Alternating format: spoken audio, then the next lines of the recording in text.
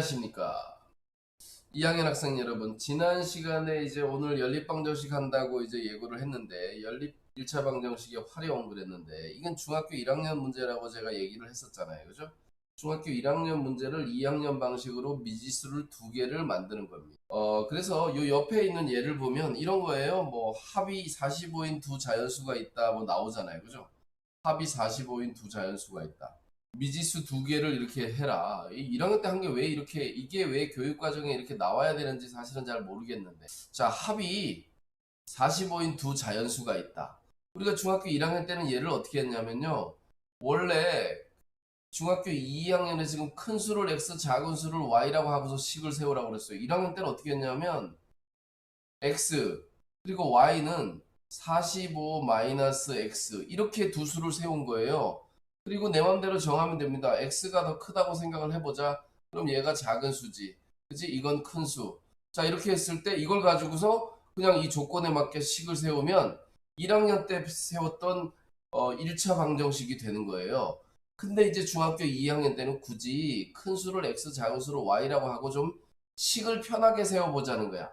식은 편한데 방법은 연립해야 되기 때문에 어려운 거죠. 식은 편한데 약간 복잡할 수도 있어요. 복잡할 수도 있어요. 그래서 좀 단순하게 하기 위해서 이제 연립이라는 걸 배우게 되는 겁니다. 그러니까 결국은 중학교 1학년 때 배웠던 방식을 그대로 적용을 하면 된다. 단지 미지수가 두 개다. 이렇게 생각하면 되는 거죠. 자, 연립방정식을 세울 때는 뜻에 맞게 미지수를 잘 정하고요. 그죠? 미지수를 잘 정하고 연립방정식을 세운 다음 그 다음에 그걸 풀고 답이 맞는지 아닌지 확인한다. 뭐 이런 거죠. 옛날에는 뭐 이걸 해의 음미 뭐 이런 말을 썼는데 이제 확인하기 이렇게 쉬운 말로 고치는 거예요. 쉬운 말로 고쳐야 되거든. 말이 어려운 거는 있잖아요. 판사나 변호사나 이런 사람 쓰는 법률 용어 이런 거 어렵게 만드는 이유는 뭐냐면 지들끼리 소통을. 자, 어쨌든 이건 여담이고요. 자, 거리와 속력에 관한 문제도 요거 초등학교 때 배웠던 이론이죠.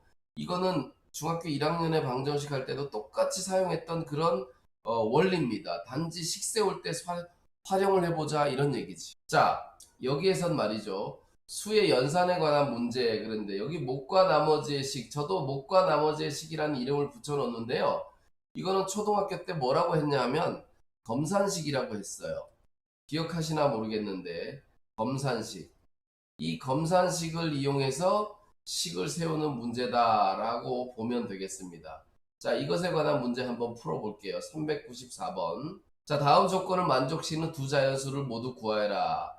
큰 수를 작은 수로 나누면 몫이 2고 나머지는 5다. 작은 수의 10배를 큰 수로 나누면 몫이 3이고 나머지는 이렇게 된다. 그래서 자, 여기에 큰 수와 작은 수가 있네요. 그죠? 큰 수를 x라고 하고 작은 수를 y라고 해봅시다. 큰 수 x를 작은 수 y로 나누면 몫이 2고 나머지가 5다라는 검산식을 쓴 거예요. 작은 수의 10배, 10배를 큰 수로 나누면 몫이 3이고 나머지는 9다. 이렇게 식을 두 개를 만들었기 때문에 이 연립방정식을 풀면 되겠죠. 그죠? 자, 이 식을 정리해보면 좀 보기 좋게 정리해 볼게요. x는 2y 플러스 5 이렇게 있고요. 10y는 3x 플러스 9 이렇게 있습니다. 자, x가 이렇게 한 문자에 관해서 정리가 됐기 때문에 이 x 대신에 얘를 여기다가 대입을 해버리면 문자가 x가 소거가 되고 y가 나오겠죠. 그죠? 그래서 얘는 대입법으로 풀면 편리하다 이렇게 생각할 수 있겠습니다. 어쨌든 말이죠. 연립방정식의 활용에서는 제가 다 풀지는 않을 거예요. 이렇게 식만 세워서 방법만 알려주면 여러분들이 할 수 있잖아요. 그렇게 하면 될 것 같고. 자, 두 번째는 자릿수의 변화에 대한 문제. 각 자리 숫자 합이 11인 두 자리 자연수에 10의 자리 숫자와 1의 자리 수를 바꾸면 처음 수보다 63만큼 작아진다. 그럴 때 처음 자연수는 그랬어요. 그죠? 제가 이거 뭐죠? 여러분들 10초 풀이법인가? 10초 풀이법으로 한번 풀어보면요. 요 위에 영상을 한번 따라가세요. 처음 수보다 65만큼 작아 63을 9로 나누면 7, 9, 63이니까 7이네요. 앞뒤의 수의 차이가 7이에요.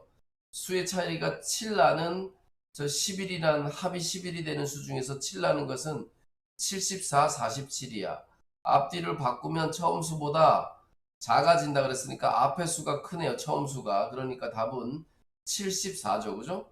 답은 74. 4번이 답이 되는 겁니다. 자, 그런데 여러분들이 그걸 다 기억할 수도 없고 연산을 그 풀이법을 안 본 사람도 있을 테니까 제가 설명을 해 드리겠습니다. 자, 우리가 이거 중학교 1학년 때는 어떻게 풀었냐 하면요. 앞자리 수를 10의 자리 수를 x 그리고 1의 자리 수를 뭐라고 하면 되냐면 이렇게 하면 돼요. 63 마이너스 x 그러면 10의 자리 숫자와 1의 자리 숫자를 더하면 합이 11이구나. 11 마이너스 x 10의 자리와 1의 자리를 더하면 11이 되는 두 자리가 된 거죠. 근데 중학교 2학년 때는 어떻게 했냐? 10의 자리 수를 x, 1의 자리 수를 y, 여기를 10의 자리 수, 여기를 1의 자리 수 이렇게 나타낸 거죠. 이 수는 x, y라고 쓰면 안 되고 이건 x 곱하기 y가 되는 거예요. 수학적인 기호로는. 그래서 10의 자리 수 10x 플러스 y 이렇게 쓰면 됩니다. 앞자리 뒷자리를 바꾸면 yx가 되겠죠. 당연히 여기 10의 자리, 1의 자리. 자, 바꾼 수는 뭐냐면 10y 마이너스 플러스 x가 되는 거예요. 그죠?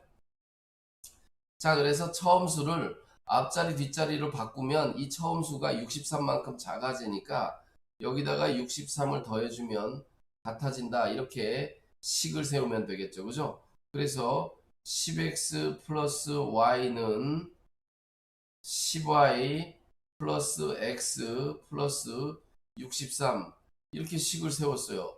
근데 또 다른 식은 어떻게 세우지? 또 다른 식은 말이죠. 여기에 이거 할 때 썼던 걸 쓰면 됩니다. 앞자리 x와 뒷자리 y를 더하면 각자리 숫자가 11이라고 했기 때문에 이렇게 연립방정식을 세우면 되는 거예요. x랑 y. 여기서 y를 구하면 11-x가 되겠지. 그지? 그래서 y를 11-x 1학년 때 했던 방식으로 그대로 전환해서 풀 수 있다는 거죠. 자, 그러나 이 식이 연립방정식이 됐을 때는 이렇게 놓고 풀어야 되겠다라는 겁니다. 자, 요거 풀고 답은 74 된다는 거 알았죠? 그죠? 자, 그 다음 단계 유형을 한번 봅시다. 이 유형은요, 나이에 관한 문제인데요. 이것도 1학년 때 나왔죠. 그죠? 1학년 문제 이런 거 세고 셌습니다. 엄청나게 많이 봤어요. 그래서 이것도 그 방법으로 그냥 풀면 된다. 근데 내가 이 나이에 관한 문제 풀 때 어떻게 알았습니까? 기억나나요? 표를 그리라고 그랬죠. 그죠? 표를 그리라고 했어요. 이렇게 표를 그리고 나이가 지금 어머니 나이가 나오고요. 어머니 그리고 아들이 나오네요. 아들 이렇게 나오네요. 현재 어머니와 아들의 나이의 차이는 30세다. 그러면 현재 어머니의 나이를 X라고 하고요. 아들의 나이를 Y라고 해봅시다. 그리고 그러면 이제 우린 이런 식을 세울 수 있겠죠. 현재 어머니와 아들의 나이의 차라 그랬네요. 나이의 차는 30세다. 이렇게 많이 차이 난다고? 너무 많이 차이 나네. 자, 어머니의 나이 X에서 아들 나이가 적으니까 이렇게 뺀 게 30세다. 이렇게 첫 번째 식을 세우면 되겠죠. 그죠? 지금부터 16년 후, 16년 후, 16년 후에는 어머니는 X 플러스 16이 될 거고 아들은 Y 플러스 16이 될 텐데 16년 후에는 어머니의 나이 X 플러스 16이 아들 나이 Y 플러스 16의 2배가 된다. 2배가 된다. 이렇게 된 거죠. 된다는 등식이야. 이다 등식. 얼마만큼 작다 그러면 그것만큼 더해주면 등식. 이렇게 되는 거죠. 자, 그래서 이 식이 바로 두 번째 식입니다. 여러분들 이 표에서 현재 어머니의 나이, 16년 후엔 어머니 나이, 요걸 쉽게 찾아보자고 제가 이렇게 표를 이렇게 그리는 겁니다. 이 표를 그리는 것이 왜 그리는지 알고 그러면 익숙해지면 안 그려도 되겠죠. 그죠? 요와 같이 식을 세우고 이걸 가간법 대입법으로 풀면 되겠죠. 자, 푸는 거는 여러분들이 직접 해보시기 바랍니다. 자, 그 다음에 86번째 유형이네요. 그죠? 86번째 유형 가격에 대한 문제입니다. 자, 이걸 한번 볼까요? 자, 사과 4개와 배 6개의 값은 9,200원이고 사과 5개와 배 5개의 값은 7,000원이다. 사과 1개와 배 1개 값을 구하시오. 그랬어요. 사과 값을 A라고 하고요. 배 값을 P라고 합시다. 사과 값은 A, 배 값은 P. 왜 그런지 아나요? 사과는 F이고 배는 P인가? 자, 어쨌든 4개의 사과값하고 6개의 배값이 9,200원이다. 이렇게 식을 세우고요. 그냥 끝나는 거죠. 5개의 사과값과 3개의 배값은 7,000원이다. 이렇게 됐네요. 그죠? 자, 그래서 요 식을 가간법 대입법으로 풀면 A가 얼마, P가 얼마 이렇게 찾으면 되겠죠. 별로 어렵지 않아요. 뭐 X, Y라고 해도 상관없습니다. 자, 이렇게 생각하면 될 것 같습니다. 자, 그 다음에 87번째 도형에 대한 문제네요. 그죠? 87번째 도형에 관한 문제. 요거는 첫 번째 문제 405번을 바로 예를 들었는데요. 직사각형의 둘레 넓이, 그 다음에 사다리꼴의 둘레 넓이, 삼각형의 넓이, 둘레, 뭐 이런 것들을 잘 조절할 수 있어야 돼요. 그 뜻이 뭔지 알아야지 이 문제를 쉽게 풀 수 있는 겁니다. 자, 한번 봅시다. 405번. 가로의 길이가 세로의 길이보다 7cm 더 긴 직사각형의 둘레의 길이가 34일 때 직사각형의 넓이는. 자, 요거도 중학교 1학년 때는 어떻게 해요? 가로의 길이, 가로를 x. 그러면 세로는 어떻게 되느냐? 가로의 길이가 세로보다 7cm 더 길다 그랬으니까 x-7 이렇게 되겠죠. 세로는. 세로가 더 짧다는 얘기잖아요. 그죠? 이렇게 하면 돼요. 중1 때는. 근데 중학교 2학년 때는 어떻게 해? 가로의 길이를 x, 세로의 길이를 y라고 하자. 이렇게 된 겁니다. 그러면 7cm 짧으니까 x가 y보다 얘가 y에다가 7을 더해야지 x가 되겠죠. 그죠? 세로가 7cm 짧으니까. 자, 그 다음에 둘레의 길이가 34라는데 둘레의 길이는 2x 플러스 2y 직사각형. 그죠? 요게 34. 이렇게 연립방정식을 세우면 되겠죠. 자, 그래서 중학교 1학년 때 하는 방식은 요거고요. 중학교 2학년 때 하는 방식은 요겁니다. 이렇게 해서 x, y를 구하고 그 둘을 곱해주면 넓이가 되겠죠. 구하는 것도 잘 봐야 돼요. 또 x, y만 찾는 게 끝이 아니야. 넓이 구하는 것까지 해야 되는 겁니다.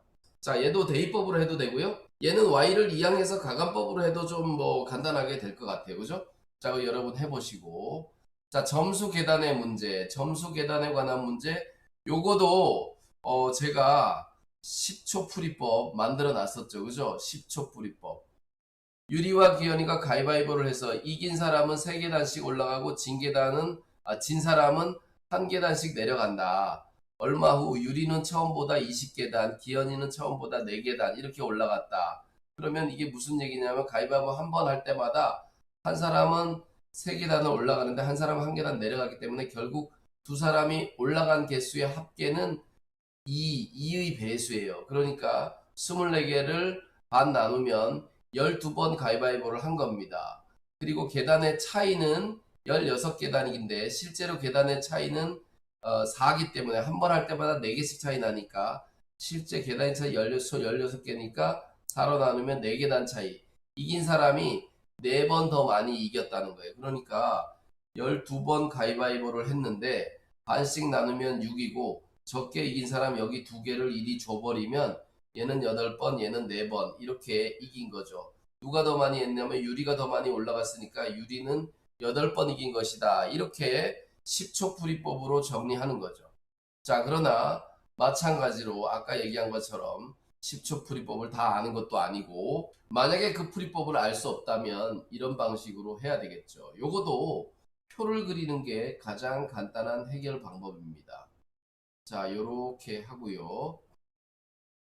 뭘 하냐 하면 승, 이긴 횟수, 여기는 패, 진 횟수 이렇게 하고요. 유리를 생각하고 또 누가 있나요? 기현이가 있네요. 그죠? 어, 유리, 기현이. 자, 이렇게 있습니다. 유리가 X번 이겼으면 기현이는 X번 진 거고요.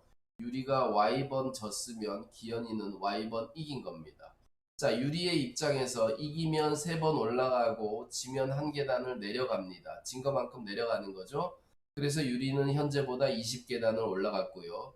기현이는 이길 때 Y번 이겼기 때문에 이만큼 올라가고 X번만큼 내려간 겁니다. 그래서 4가 된 거예요. 이렇게 연립방정식이 세워지는 거죠. 자, 이 연립방정식을 세우면 가간법 대입법으로 충분히 계산할 수 있겠죠. 근데 여기서 유리가 이긴 횟수니까 유리가 이긴 횟수는 여기서 x거든요. 그래서 x를 구하는 것이 이 문제의 포인트니까 y를 소구하는 게 편하겠죠. 그죠? y를 소구하면 한 번에 나오잖아. x를 소구해버리면 y를 구한 다음 다시 대입해서 y를 또 찾아 x를 다시 찾아야 되니까 귀찮은 방식이 되겠죠.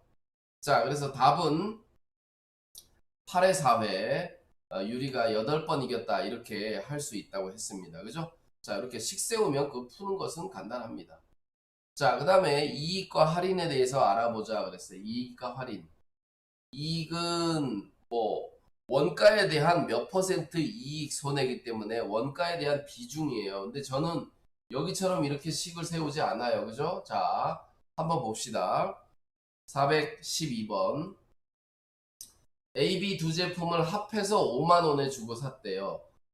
A의 값은 A라고 하고요. B의 값은 B라고 합시다. A 더하기 B 원가의 합은 5만 원이에요. 5만 원. 자, A 제품은 원가의 5%. 그래서 이익이 발생했는데 원가의 5% 이익이래요. 요것에 100분의 5만큼 벌은 거야. 그리고 B 제품은 원가에 10%의 이익을 붙여서 100분의 10만큼 벌은 거죠. 그렇게 벌었더니 4,000원을 벌었대요. 4,000원을. 이거 왜 장사 왜 하는 거야? 자, 이렇게 연립방정식을 세우면 되겠습니다. 그죠? 자, 요와 같은 방법으로 세워서 100을 곱하면 없어지니까 바로 계산할 수 있겠죠. 그래서 가간법 대입법으로 풀면 되겠습니다. 자, 그래서 여기 이 이익에 대한 원가, 정가, 그 다음에 증가감소 비율, 이것은 지금 백분율인데, 제가 지난번에 그런 얘기를 한번 했습니다. 백분율이에요. 지금 100원짜리가 10% 인상을 하면 어떻게 되냐 하면 110원이 됩니다. 근데 이 110원짜리를 10% 깎으면 뭐가 되느냐? 99가 돼요. 기준이 달라졌기 때문이에요. 그래서 이 퍼센트에 관한 거를 항상 이것을 기준으로 해야지 여기서 10% 깎으면 100이 될 거라고 생각하면 안 됩니다. 그래서 기준이 되는 놈 이것을 몇 퍼센트 인상했다 그러면 반드시 그렇게 식을 세워야 되기 때문에 이 이전에 있는 이것을 미지수 x, y로 정하는 것이 중요합니다. 그러니까 원가 단가 문제는 반드시 원가를 미지수 x, y로 둬야 되는 거고 작년 학생, 올해 학생 늘었다 그러면 올해 학생 수를 x, y로 두면 안 되고 작년 학생 수를 x, y를 두어서 퍼센트 증가 감소를 나타내야 된다는 거죠.